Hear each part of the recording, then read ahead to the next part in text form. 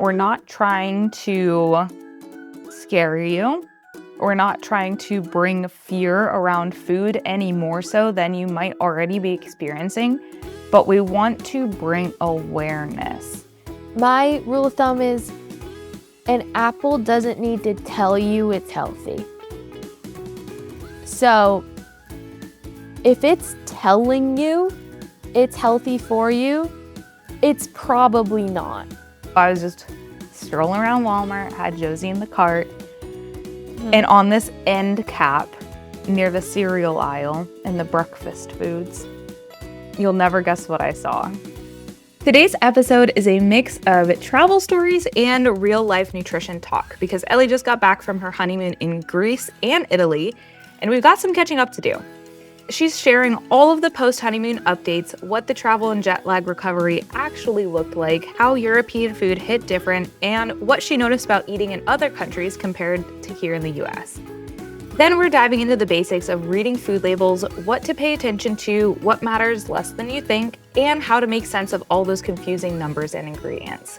Make sure to stick around for next week. We'll be taking it a step further with a full deep dive into marketing tactics, hidden ingredients, and the popular food label app Yuka. So this episode sets the foundation for that one. So Ellie, tell us all about your honeymoon. Oh, I hate that question. Because I don't. Should I ask a more specific one? Yes, and I'm gonna get that a lot over the next couple weeks. You better start rehearsing. I know, I need to come up with an answer. It was good. Here, better question, because worst answer I could have ever gotten. Yeah, like, I don't know. What was your favorite part of your honeymoon? So just to remind everyone, I went to Italy and Greece. In Italy, I went to Rome, Florence, and Venice. And in Greece, I went to Athens and Naxos. I'm going to give you a favorite part of Italy and a favorite part of Greece because they're very different. Perfect. I would say favorite part of Italy was probably Rome and looking in all the churches and just seeing everything and seeing how old everything was. That was very, very crazy. Also, we rented a car one day and drove to Florence, and to drive through the country was really cool. And you lived to tell the story. Were you on the other side? How backward was it? No, we're on the right side. It's just like driving here. No need to fear anyone. It's just like driving here. We're on the right side. We did, in fact, little brief story.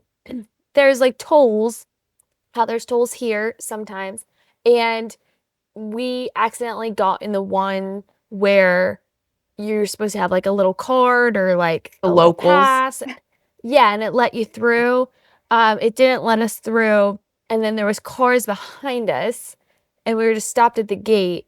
But no beeping or anything. Like, Italians are so chill. So Will was like, I don't know what to do. So we're like kind of freaking out. And so Will's like, I'm just gonna act like it's not opening. So he got out of the car and like threw his hands up like it was the machine's problem. And then the machine let us through. So we tricked the machine. So you just have to act like a local and it'll just let you through. Yeah, I guess. But we made it in one piece. We drove about like around, I want to say it was like 3 hours we drove from Rome to Florence, about 3 hours to, and then maybe 2.5 back, because when we drove, I think we drove up the coast. But oh my gosh, it's a beautiful, beautiful country. So those are probably my favorite things about Italy. And then my favorite thing about Greece was in Naxos, we rented a four-wheeler because, we love to rent a mode of transportation and just go wherever on our free will. We drove all over that island, and it was really cool, really crazy. They have wild sheep. And cats, right? And cats. It's very interesting. Like, they have cats in the cities, sheep in the country. Like, Okay. you're getting closer to a city when you start seeing cats instead of sheep. But when you get out there, like you're out there. Mhm. You're out there. You don't even realize. There was one point where we were at the tip of the island and Will was like, "Where's the next gas station?" Just out of like curiosity, we still had an hour back. And I said, "It's in 45 minutes." Because it was. He's like, "There's not one in that little town." I said, "Apparently not." So You gotta be we thinking made it. ahead.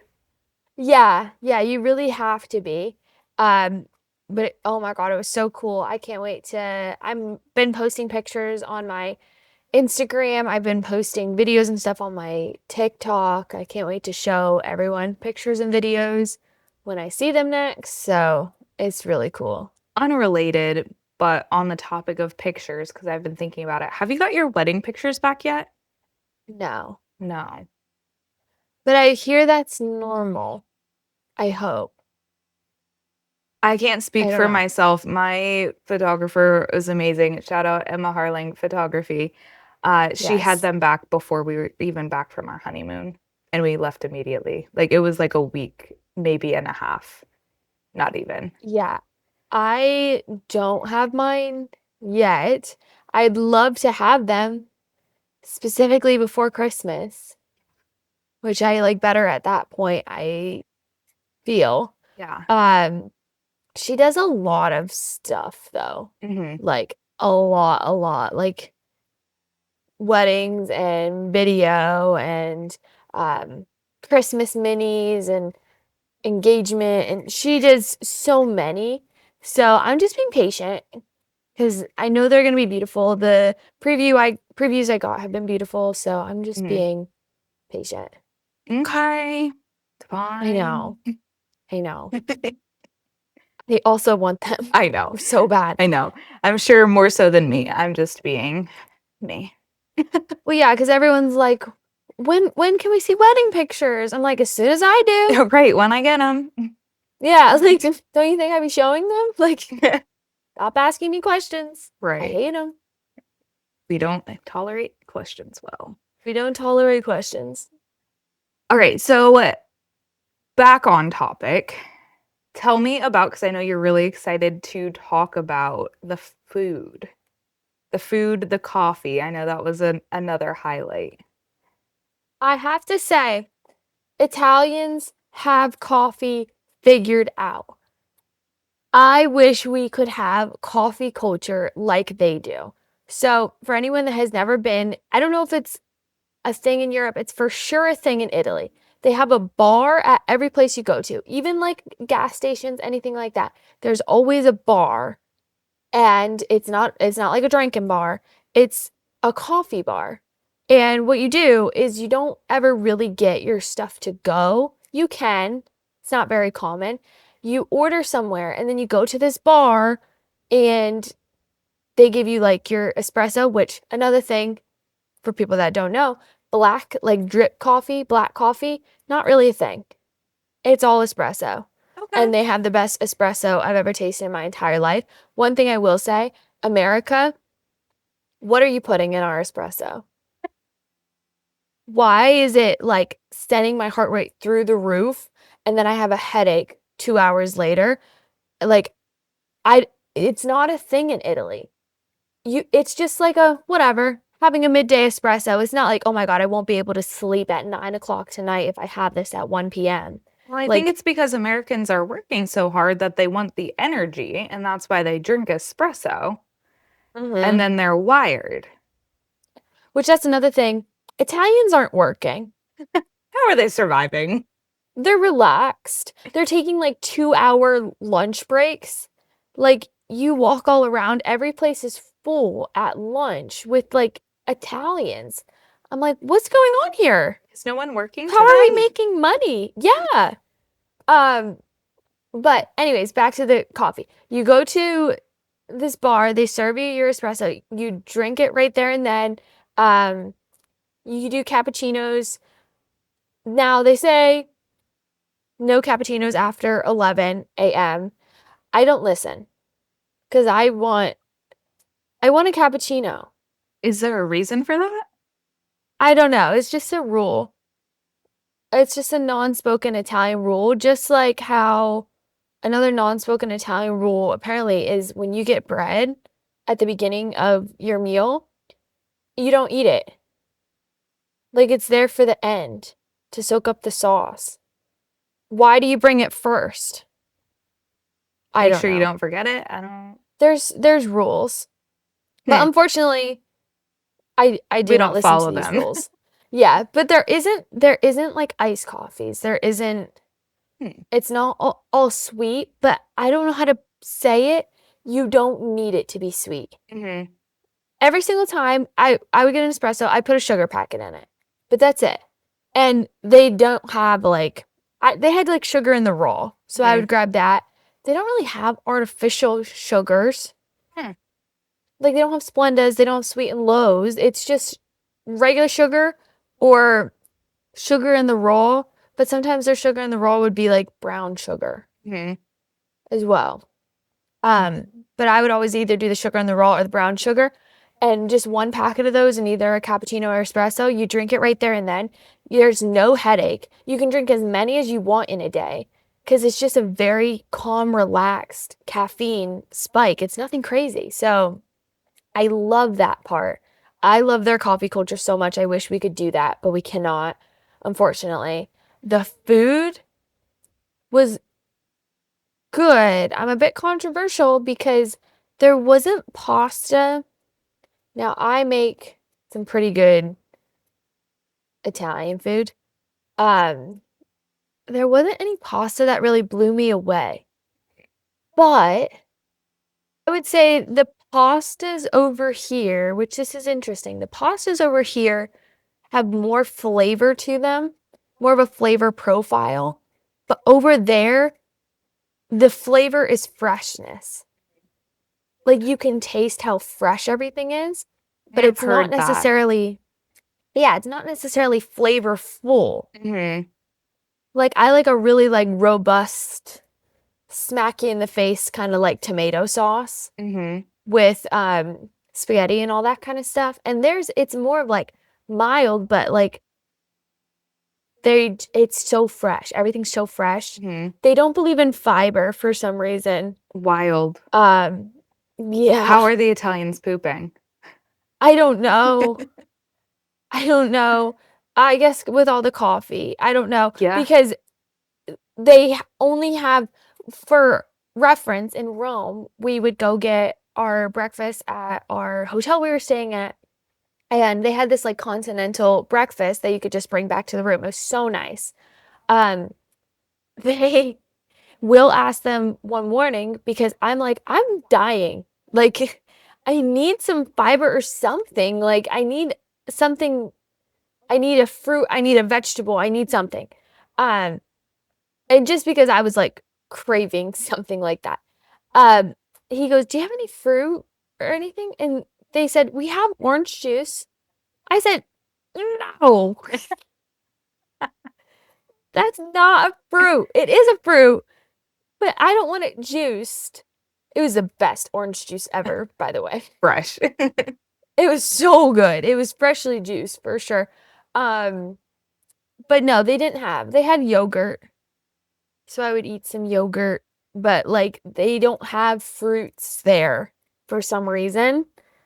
Wild. They do at markets, but they don't sell fruits anywhere. And like you go into bakeries and it's all pastries, and then you go out to lunch and it's only pizzas and pastas, and then dinner it's only like pastas and pizzas, and then sometimes they have like their main courses which were like meat dishes, but not really. That's kind of Like, concerning. yeah, I don't get it. I don't get it. But even their pizzas where it would say like it has ham on it, like their ham is not ham, their ham is prosciutto. Okay. What protein are we getting from a bit of prosciutto? No. So good though. So Everything was great. did you end up going to any of the little markets? I went and like walked around, but no, not really. But I will say You would think you feel horrible after all that. You don't. With no fiber. Literally no fiber, no protein, only like pastas and pastries. And now, granted, coffees, lots of water, stuff like that. You feel fine. Hmm. Like, Now, was it the same in Greece? no, no. Greece is for sure a different country. Um, I don't know how else to like put this. Greece is like if Europe and the Middle East had a baby. Okay. Everyone in Greece looked like William. I was like, this is your home. Like, his whole family was there, I swear. Because that's what Will looks like. But Greece, definitely lots of fried food and seafood. Weird thing is, you think Greek food, you think like lamb? hmm No lamb. I could not like find lamb on certain things. So are gyros just a lie? Yeah, It's an yeah. American Greek food. No. So euros. Oh, I call them I gyros. know, but that's the locals say euro. Yeah, but we called them gyros all over Greece. Um, but the gyros are pork or chicken. Yeah, no lamb. But can I tell you, Weird. on, on that island of Naxos, and Will mentioned this to me, he goes, you know what's weird? They don't serve lamb here, but I haven't seen a pig or a chicken on this entire island. And I've seen lots of sheep all around. So, Maybe they need some population control. well, I was like, what's going on? Still Where are we imported. getting? Yeah, but it's not the importedness of Greece is crazy because there's not like airplanes and like how are these islands getting that? It's a 5 hour, 6 hour ferry. I was gonna say that's How are they probably getting how. these? Like Yeah, but shipments, literal shipments on a ship. I don't know. That really took me aback, but can I tell you, I was the most surprised by the Greek food. What about just that there was no lamb? England. They have this thing. I don't know what it's actually called because they have a funky language, which they have a fun one, but it is very funky. Um, it's a fried block of feta with honey drizzled over top and sesame. Oh my God. We got one everywhere. It was, oh my gosh, it was crazy. And then the tzatziki is obviously amazing, stunning, so good. And we got lots of gyros. We got chicken gyros hmm because I was gonna get lamb ones. We got lots of gyros, and they kind of just have the same food in different ways. So, like a gyro, Yeah. which interesting, there's a difference. The gyro is not actually the wrap. So Okay. the gyro terms of like I think the gyrating meat. Got it. So if you get a regular gyro, it comes with the shaved meat on a plate with pita and tomato and onion and tzatziki sauce on the side. It's like a deconstructed one of what we know. So it's You kind have of to like get a a gyro. fajita. It's a Yeah, DIY. no, no, because it's not the full wrap. It's like triangles of pita. Okay. Yeah. So you have to get a gyro wrap to get and they put French fries on theirs everywhere. Everywhere. Why? I don't know, it's good. It's really good, but that's like the thing. That's what a gyro wrap is. They put French fries in it. Um, but then they have another thing, which I'm gonna butcher it. It's Solovosky, something like that. I don't know. I have no one to Um, correct you on that. I know. But it's literally just like gyros, and this other dish is like some of their main dishes. It's literally just meat on a skewer with pita and tzatziki and tomato. They just didn't shave it. Okay. So a lot of their stuff is just the same thing different ways. They're like, oh, you don't like it this way? How about that way? Yeah, like Switch it up a but I bit. have to say the Greek yogurt in Greece. I didn't even think of that. They're like, Yeah. it's like the OG. Mm-hmm. Chobani, count your days. I don't know what you're serving us, but you're not serving us Greek yogurt. It's Did so good. And did that what? inspire you to make your own Greek yogurt? No. No. No, because well, interesting, interesting take. And what I was interested to see what would happen. Greek yogurt here hurts my stomach. Greek yogurt there doesn't. Now the yogurt I eat is not technically Greek yogurt. It's A2A2 protein yogurt. Hmm. So I wonder if they use the A2A2 protein strictly over there. See, It was so good. And honestly, this is my country. This is my country because they put honey on everything. love it. I'm a honey person. Honey and tomatoes are everywhere. That's, you could just serve me that all day and some salt. Oh my On God. a skewer, on That's a my, plate, in wedges. yeah. Mm-hmm. Mm-hmm. And also, everyone says with like Italy and all that kind of stuff, with eating the breads, and I'm very sensitive to inflammation. I didn't feel that at all. I got inflamed in my fingers because I think I was swinging them while I was walking like 25 to 30,000 steps a To day. walk with your hands up. Yeah. So that kind of did it, but I didn't feel like I got inflamed from the food. Yeah. Now, I know you probably ate out more than like visited grocery stores and markets, but what did food labels look like US versus like Italy or Greece? Can't really speak for Greece all that much because we didn't really visit per se. Um, in Greece, we ate every meal out, Hmm. which that tends to be a lot. Um, the food in Greece, like I said, is a lot more fried. I did end up getting sick the last day. I know. But oh, sorry, put a pause on the food labels. Greek donuts? What are they doing? They're so good. We got Greek donuts every night, and this is horrible. This is why I got sick. I know it is.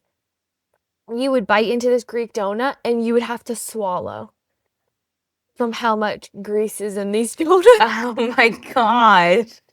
But they would drizzle honey on them. How could I not? Well, I wonder what did it. Yeah, I know. I got sick that night because I can't do that.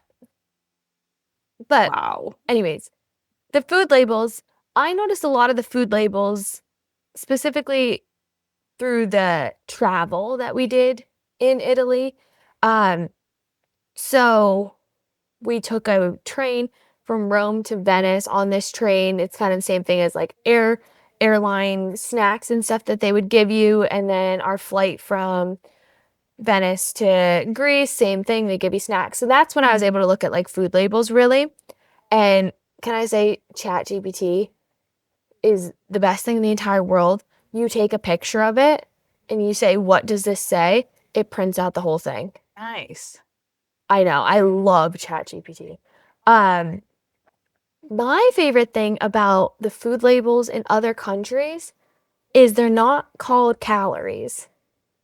They called Do you want to take a guess at what they're called? little fairies. No.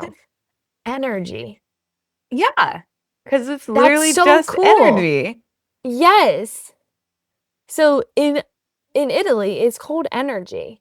And then it will say the number for energy. Nice. I said, "That's so stinking cool." Mm-hmm. Um, Now, not really seed oils in the Italian food labels, which I loved. A lot of it's like olive oil. They had just some interesting different snacks, of course. They have knockoff like Americanized snacks as well. I didn't really get a chance to look at those food labels. I was just so like, I love that they call it energy. Mm-hmm. Yeah, I've never seen that, but I do like that little twist. Because again, I feel like calories get a bad rap, and it's probably because of our country. Also, it's because we pump calories into, Everything. yeah, Because of like the they're Great not, Depression. It screwed us all. yeah, they're really not doing that over there. And everyone, can I tell you, I didn't see one obese Italian person. Didn't see one. Interesting. That made me think we were talking about Las Vegas over the weekend, and there's this one place on Fremont Street called the Heart Attack Grill. And Oh, anyone over 250 pounds eats free. oh no. And terrible on us, but we were joking, like, I wonder if there's like older people that used to go to Vegas like back in the day. And they're like, oh, back in my day, it used to be like 150. And like, just as the country's gotten worse, like they just keep increasing it because they're losing money, letting people eat for free. And just the population is just getting more increasingly obese. But that made me think of it. I will say too, this is, I obviously love our country, but there is some things that like Italy just has figured out that I wish we could either, and I think it's more of a we have to go back to, and Greece, but it's something we have to go back to rather than progress further. Um, One is clean ingredients, farming, all that kind of stuff. Another is walking places. What we need to go literally 2 minutes down the road, walk. Right. Like I know it's cold or anything like that, but just walk. Like I I got so much walking in and I felt so good Hmm. with all that movement. And another thing is just talking to each other. I don't know why. There was like, and I think we still have it. That's why I feel like we've progressed past it because you see the older gentlemen like in the cafes or something like that in America, and they all get together. And if they're retired, so they're not stressed out over a job, but you see people of all ages in Italy just hanging out. And I saw it a lot in Greece too, because we went during the off season actually, where like people would just hang out in these shops all day and just talk to each other. Where I was like, oh, I feel like we have to get back to that. Everyone's so happy, everyone's so healthy. Like, Say it's social, like we're social creatures, and we miss a lot yeah. of that with all of our screens and technology and all of these things. And there was the cutest little old men that would come and do like I feel like it was more of a cold plunge situation. Will did swim in Greece, but every morning these little old men would come and get in the water and swim around and then walk back to wherever they were from. And I was like, he's going to live forever. Probably. I also, another thing that Italians have figured out, which everyone hates this, but I loved it. The caps, you know how you twist off a water bottle cap Mhm. and take it off? It doesn't come off. There's a part that stays connected always. So you just flip it and then you drink and they flip it back on. It's kind of like those water bottles that have like the little flip top, like the Yes, Gatorade kind of top. yes, you never lose Your your cap. cap. You don't need 2 hands to drink the water. Like, ugh. Some stuff they just have figured out. We're working harder, not smarter. It's crazy over there. Yeah. So I think the last thing as far as your travel that we didn't touch on that I know you wanted to mention on was the jet lag. And I know it's different because, like, for me, all of my travel has been like from east to west and then west back to east. So, like, coming home is terrible. But I feel like for you, because you went west to east and then east to west, it might have been a little bit easier coming home for you? I know it was a larger, like, time difference, but what was that like for you coming home? It was horrible coming Awful. home. Okay. Tell me So, more. first of all, is it jet lag or jet leg? Lag. Yeah, I thought it was leg. I can look it up, but I'm pretty sure it's jet lag. Yeah, it's lag.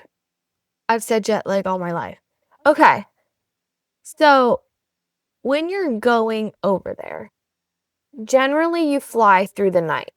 Mhm. So, we flew out of Philly at 7 and we PM. were then going PM, yes. And then we were going to land at 9 a.m. Rome time.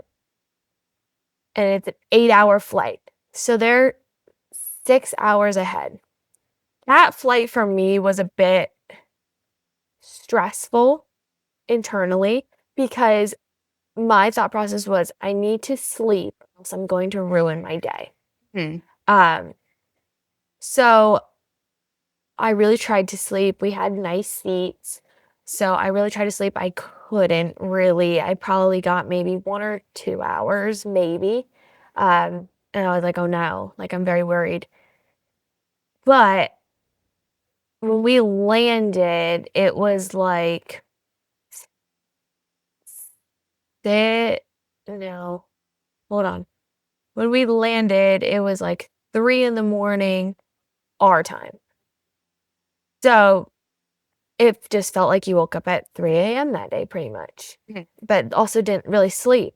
But this is where I go back to what's in their coffee because I was able to coast through that whole day absolutely fine. I had some espressos, obviously. Mhm. But then the trick then is to make it all the way to the night and sleep at their time. Don't take Mhm. naps in that day, like just push through and make it. Which I was very worried I was gonna have the worst headache because I was gonna be doing the coffee and all that kind of stuff. I was completely fine. But I also might have been excited. I was So just gonna we say, can I think factor the excitement of it all wakes you up. very much so. Um, Now, on the way back, we flew back, which it was such a long travel day to begin with, so that could have something to do with it. We flew back out of Athens and we had a layover in London. So we woke up probably 3:30 a.m. Greece time for our flight Mhm. to make the shuttle and then get to the airport and get on our flight. That flight was about 3.5 hours long. 3:30 a.m. in Greece time because Greece is 7 hours ahead is 8:30 p.m. So that's when we started our day cuz we'll keep coming back to America time.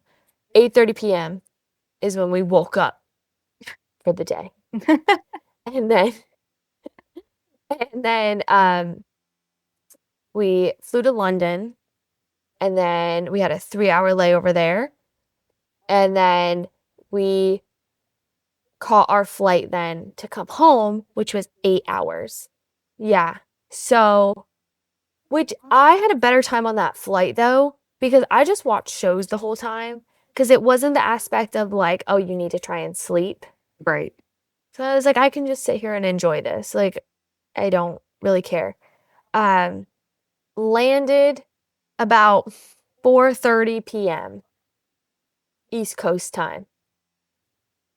Our clock that we're on, it's like 11:30 midnight what we're on. And we've been awake now for a long time.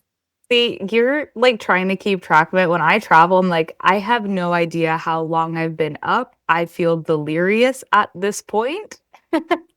Yeah. Yeah, at that point we were up for 20 hours and like we didn't sleep good the night before either because we had to wake up at 3:30 a.m. to get on our flight.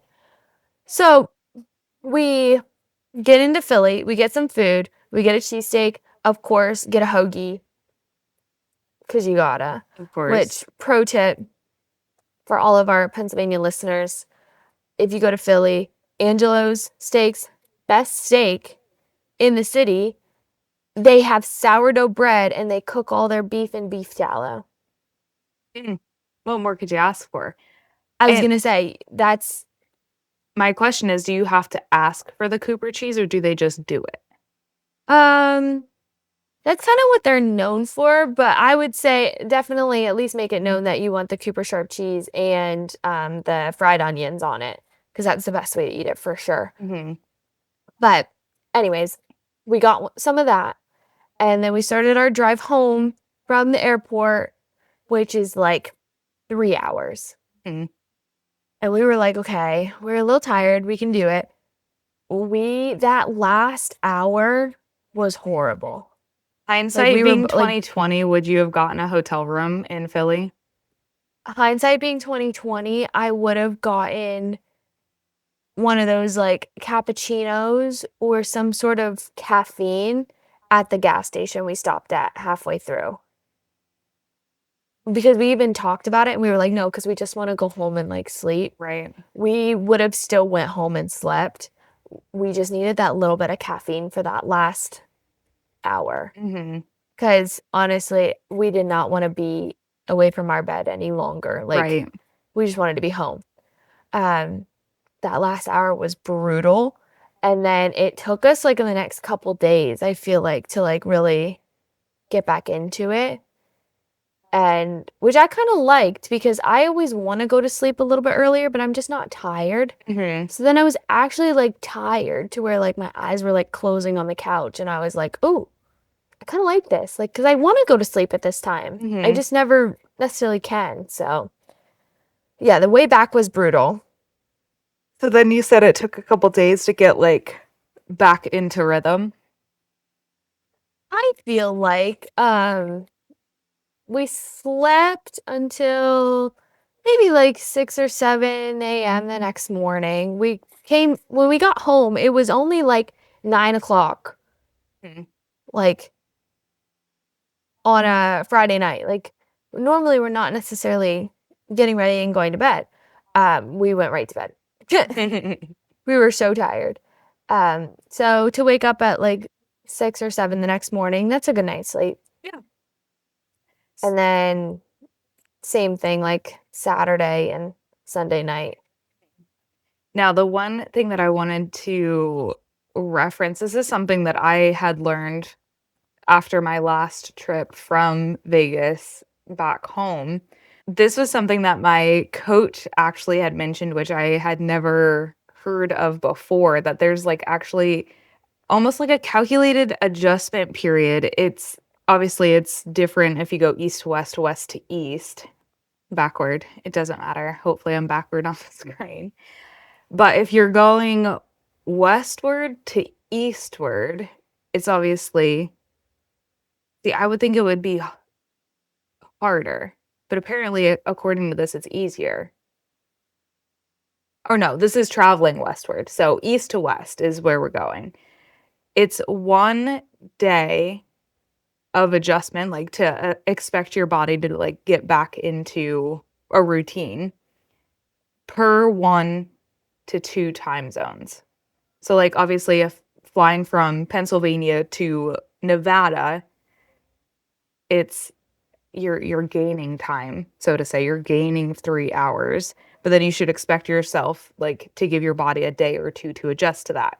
Now, if you're flying eastward aka Pennsylvania, to Italy, you should expect like a day and a half, I think, per time zone to adjust.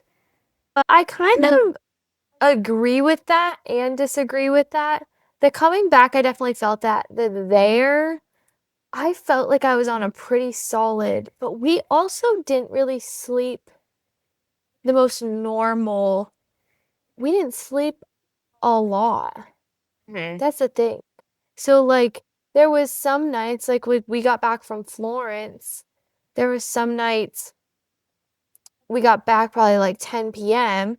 and then we went to the Coliseum and the Trevi Fountain and we were out until like 2 in the morning at those because that's the best times to see them because there's not big crowds of people.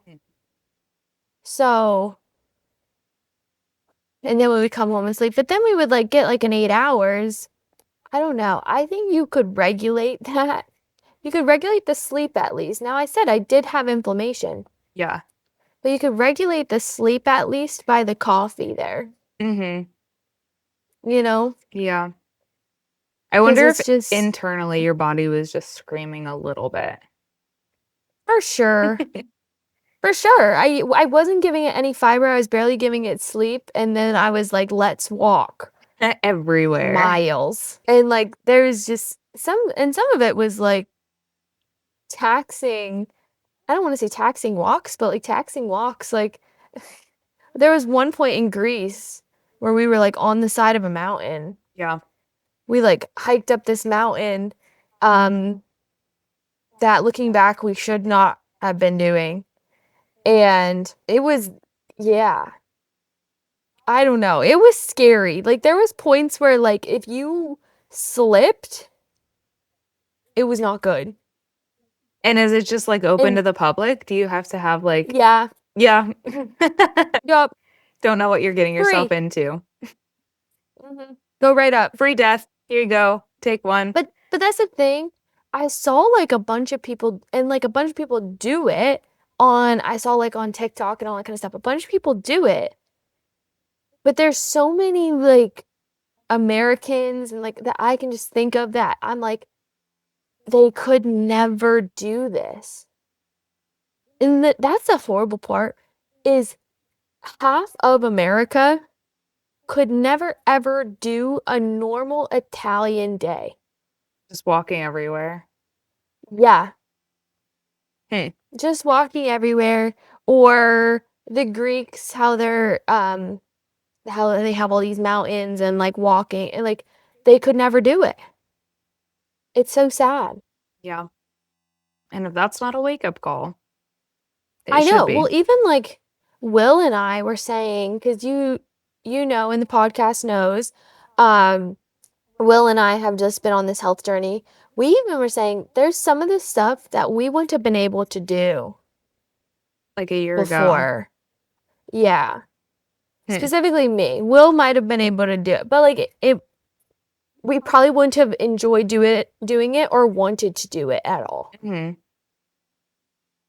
And I think that's something that a lot of people don't talk about is like when you aren't healthy, it's not just appearance, it's not just how your body is functioning internally. Like it actually comes down to your like desire to live, You can't, and could you imagine like you finally get over to Italy and like you can't you can't do it.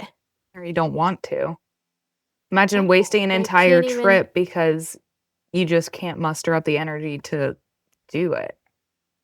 And can I tell you though too, this is a wake up call to all my young people. 9 times out of 10, the only Americans I saw there were old, Mm. retired. I I They were know I like, don't have a traditional job right now, but I would be damned if I was waiting until I retired to travel. why would you want to? Like, don't you don't you want to be on the side of that mountain? Don't you want to be like swimming out there and just have free reign and because a lot of them were with these tour groups too. Mhm. Um, just because it's safer and it's easier to navigate, but also like they go at a slower pace. Mm-hmm.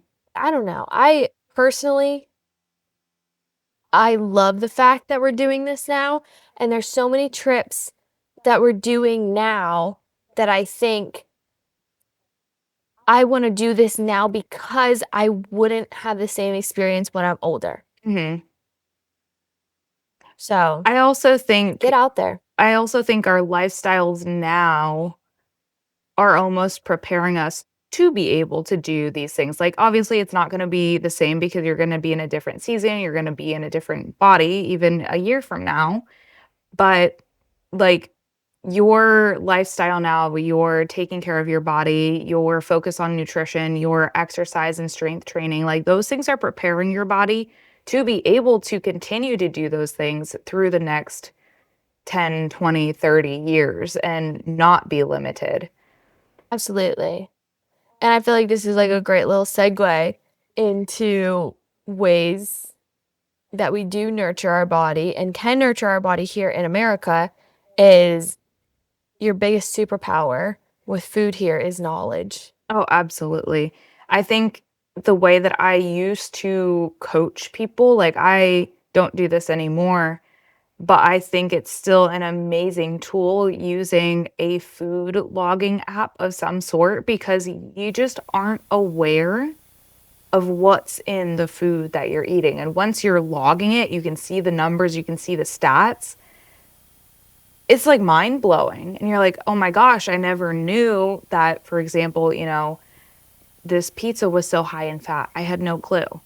Like once you log it, it's kind of surprising. Mm-hmm. Absolutely. And knowing the ingredients of what's in your food and what they actually are, because they're big words Hmm. that no one really understands, honestly. But once you break it down, and I think we said in the next episode, we're going to do a full in-depth like food labeling, like how they market food to be more satisfying, all that kind of stuff. But we're just going to go over a little snippet, tips and tricks in this episode, and then we'll have a full in-depth one next week. So you have to tune in for that for sure. But when it comes to food, grocery stores, all that kind of stuff, I have kind of two major tips.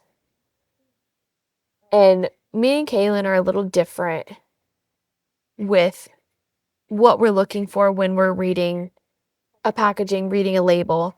Kaylin looks a lot at the macros first and then ingredients. I look ingredients first and then macros. Mhm. Is that right? Yeah, I think so. I kind of have like a what I look at first just because of quote unquote where I've been on my journey. So it Mm-hmm. was a lot of macro focus, but now being more of like a holistic type of like, yeah, I actually do care what the ingredients in my food are. That's definitely, I would say like an equivalent requirement when I'm buying foods. And sometimes I'm just not sure because I haven't been able to research or look into a certain ingredient. And that's where, like I had mentioned earlier, like the Yuka app is something that I reference when I'm on the fly just to make sure that there's things that I'm not missing. But I also think that using that app, there's some things you have to take with a grain of salt, literally, because sometimes it says, oh my God, that food is too high in sodium, when it's like, chill out, like the rest of my diet is not high in sodium, so I'm really not worried about it. But yeah, I definitely Well, do look at the ingredients now more so than I have in the past. yeah, that's my beef with the Yuka app, which I do like it because it tells you the preservatives and additives and what they are and why they're bad. But if there's like a block of cheese made from like 100% grass-fed cows, something like that, it's literally just cheese. And then Cheese I made from scan it and cows. yeah, and then I scan it and it's like too much saturated fat, like or uh too much fat, too much sodium, something like that. And it's like, no, it's cheese. Right, and I think that's the I don't want to say it's like the kryptonite, but I feel like it's like the downside of the app is like it's scanning these Yeah. foods with zero context. Like, Yeah. Like, I of don't course, cheese care. is fat. Yeah. It's cheese.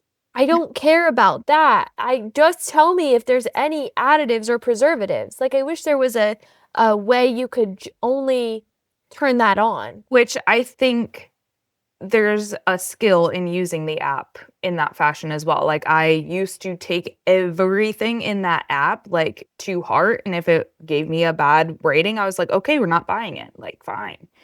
But now like I've learned there's some things where it says it's too high in sodium. Sometimes it says it's too caloric. Sometimes it says it's too high in sugar when it's literally like a fruit. And other times Literally. Yeah. it is a fruit. Just straight fruit, not like a processed fruit. And it's like, whoa, watch Yeah. out. And I'm like, can we It's like, chill? oh, So I okay. think that's something that with using an app like Yuka, because I know there's other apps out there, I've not used them. We just have to Mhm. use them just like any other tool. Like we have to know how to use them and not just take what it says for, I don't know, the end all be all. Yeah, pretty much. So I actually thought of another one while we were chatting. So three tips. One tip is a broad tip. Generally, and this is I love to stick to this one, the outside of the grocery store Oh, absolutely. is where you're gonna find your stuff. The aisles is where all the preservatives and um, additives, added sugars, oils, all that kind of stuff. That's where they hide. They hide in the aisles. Don't go down them. There As is certain things you will need. I was just gonna say, Like there's I need to, very few things that I recommend going in the aisles for. yes. Like if I need flour, I have to go in the aisle. And rice is another one that we go in the aisle for. Yeah. But all your meats, cheeses, um, anything dairy, fruit, vegetables, bakery is all on the outside. So Hmm. stick to the outside if you can. Um, don't go down the bread aisle. I was gonna say, or even A just trap. minimize the aisles. Add Yeah, one more thing to the outside that you can pick up and just kind of works your way up. pretty much. Um, anything generally rule of thumb, anything in a box or a bag has additives in it. Most likely. Anything that comes in a box or a bag. Now let's talk about the actual marketing on the outside of it. One of the tips I like to follow is you see all this junk that says heart healthy or zero sugar. In a Um, box. yeah, lowers cholesterol, all that kind of stuff. My rule of thumb is an apple doesn't need to tell you it's healthy. So if it's telling you it's healthy for you, it's probably not. Or they want you to think that it is because they've fortified it in some fashion to make it that way.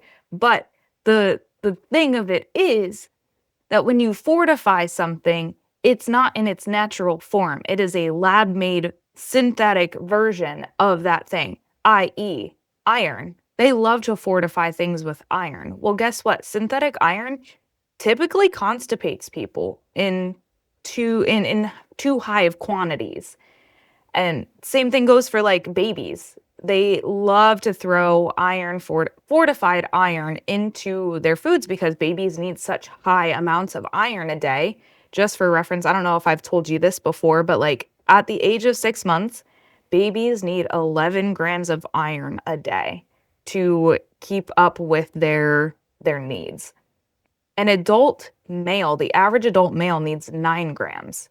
So if that Okay. is telling you like how important this iron need is for babies, like they love to just throw it in foods and then say, "Oh, well, they need it. It's healthy." But then these babies that are getting these iron fortified foods are having extreme constipation because it's a synthetic form of iron. And the same thing's happening in us. Absolutely. And they're not, the babies probably aren't getting the fiber that they need to, Correct. in general. Mm-hmm. No one is getting the fiber they need in general, honestly. But yeah, good thing to note. Healthy food doesn't need to tell you it's healthy. It just is. It just is. Lastly, one of my biggest tips, and Kaylin can give you some tips to look for on like in a macro standpoint. I'll do ingredient standpoint since that's mostly my forte. If you read that ingredient list and you can't find every single ingredient somewhere in the grocery store, put it down. So when you're reading it and you see soy lecithin, or you're reading it and you see xanthan gum, go find that somewhere. And if you can find it, you can buy it. You probably can find xanthan gum. Just saying. Okay. Pause 1 second. Because I've bought it before on Amazon for sure. If you could buy xanthan gum, next time you look at the ingredient list, let me just tell you what xanthan gum does. So they put it in there to thicken. Wherever I see the xanthan gum, which this is crazy, is always like cottage cheese or your yogurts, those kind of products Like the that flavored people are yogurts. buying. Yes, that people are buying, even some of the non-flavored, even some of the natural. But people are buying these because they're healthy. Cottage cheese, of course, so healthy. No. You have gums in your cottage cheese, you're ruining your gut. Yeah. Yeah. So digestive problems, gut microbiome disruption, actually a carcinogenic Carcinogenic. in carcinogenic in animal and lab studies as well. Yeah, and I think we should kind of pause and just make it known that we're not trying to scare you. We're not trying to bring fear around food any more so than you might already be experiencing, but we want to bring awareness to how you're grocery shopping, to the foods that you are choosing to purchase, and not only purchase, go a step further and consume on a daily basis. Because I think these are things that we were just not aware of. And now that we've learned it, you kind of can't unlearn it. So that's why we're just sharing these things and these tips is to bring awareness around these foods, these ingredients that are hidden, so to say, in a lot of things that you might not have even expected them to be in, and how they're affecting your gut and your health and just how you're feeling overall. Absolutely. And it's not to scare anyone, but it is once you realize what is in the food, it does become just like a little bit, I don't want to say scary, a little bit eye-opening. I would say not in like an actual like I'm shaking, my gut is wrecked and I have anxiety around it, but our food is scary. And we should It is. be scared for a lack of better words. Like and that's where the awareness comes into play because when we have the awareness, we know where to turn and what to do instead, which I think is what we're trying to do, empower and make you aware of what's in these foods. Absolutely. So, moral of the story, if you can't go buy it somewhere, or if you don't know what it is, put it down. Yeah. I have to tell you something that I saw. This was probably like 2, maybe 3 weeks ago. I was just strolling around Walmart, had Josie in the cart, and on this end cap near the cereal aisle and the breakfast foods, you'll never guess what I saw. What? Protein Pop Tarts. I walked by. I Which had to double take. I said, "You're joking." first of all, another rule. So many rules for you today. Another rule. End caps. Never get anything off the end caps. People pay good money to be put on the end caps because they know people are just walking by them. Walking by them, walking by them, walking by them. And guess what? When you walk by it, you look at it. And when you look at it, you're like, I'll throw that in the cart. Yeah. And that's how they get you. No, the big corporations that can afford end caps are most likely the ones that want to keep you sick. With their protein Pop-Tarts. Mind you, I looked at the nutrition facts because why wouldn't I? You have to. And just really to see how much sugar was in it because I used to eat a Pop-Tart every morning in like 9th grade. That was my breakfast at like Oh, I used to 10 a.m., second period in Mr. Baker's. do a Pop-Tart like every morning a few years ago, like on the way to work. Yep. There were 56 grams, I believe, if not all of them, mostly added sugars Ugh. in one serving. But that's what makes me so angry is because parents will go by that and they'll see, oh, I've heard my child needs more protein. And I'm going to give them this for breakfast, which is crazy. Yeah. That's a dessert, if anything. I'm going to give them this for breakfast, so I'm doing a good thing because I'm giving them protein. My head could explode. Like, do you realize all of the damage you just did to your child's gut health before you sent them into an environment like before school where they have to sit and pay attention? They're off the walls. They're crazy. And then they're getting diagnosed with autism and ADHD and behavioral issues. And I wonder why. And I've heard a lot of teachers say that the behavioral is just getting bad in these schools. It's kind of like a worldwide thing right now. Like, some people will, I think, blame it on like screens, but I also think it has a large thing to do with the foods that they're being fed. And before they go in, and then I don't even know what they're getting fed for lunch, especially if they have a packed lunch, like a peanut butter and jelly with Doritos and a fruit roll up. Yeah. But I've had that lunch so many times. Right.